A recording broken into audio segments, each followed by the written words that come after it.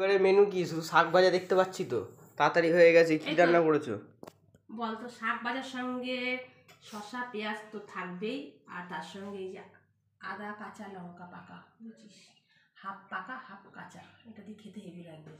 তো এটা দিয়ে কি ভাত খাওয়া যায়? রবিবার বলে কি স্পেশাল কিছু রান্না করতে হবে? হ্যাঁ হ্যাঁ, কখনো না। এই দেখ ভাতটা তোর কাছে কি সুন্দর গুছিয়ে দিয়েছি, এই দেখ। দূর ওই গুছিয়ে শাক ভাজা দিয়ে কি খাবে? এখানে একটু ডাল দেবো, ডালের সঙ্গে শাক ভাজা পেঁয়াজ কাঁচা লঙ্কা যে কি ভালো লাগে খেতে, তুই জিজ্ঞাসা করবি, সবাইকে জিজ্ঞাসা করবি, তারা সবাই বলবে, ঠিক আছে? আর এটার মধ্যে কি আছে বলবো না, বলবো না, বলবো না। খোলো খোলো। এই তো চিকেন।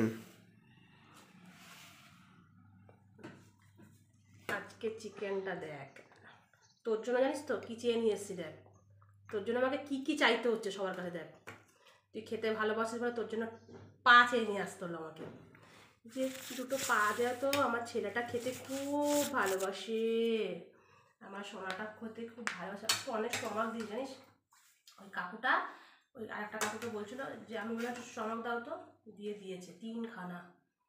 তো স্টমাক খেতে কে কে পছন্দ করো বন্ধুরা, তো কমেন্টে কিন্তু বলো। আর তোমরা ভিডিওটা দেখছো কিন্তু একদম শেয়ার করছো না, তো তোমরা একটু সাপোর্ট করো আমাদের, বুঝেছো? আর বেশি বেশি করে একটু শেয়ার করো। তো চলো আজকে দুপুরে প্রথমে আমি শাক ভাজা দিয়ে খাই। তো এটা কি শাক তোমাদের তো বলা হয়নি, এটা হচ্ছে কমলি শাক, ঠিক আছে? আর চিকেনটা খেয়ে দেখাচ্ছি কেমন হয়েছে। আরে আমার ছেলে বড় বড় চোখ করছে ক্যামেরার ওখান থেকে, ভাবছে ওর চিকেন আমি সব খেয়ে নিচ্ছি।